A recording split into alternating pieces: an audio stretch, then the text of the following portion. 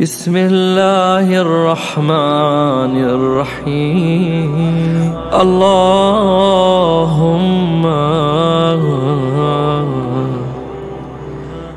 اجعل غفلة الناس لنا ذكرا، واجعل ذكرهم لنا شكرا، واجعل صالح ما نقول بألسنتنا نية في قلوبنا. اللهم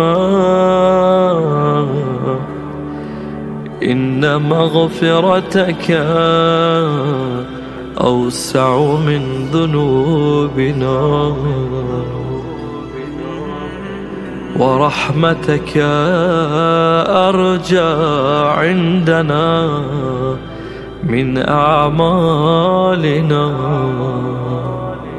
اللهم صل على محمد وآل محمد،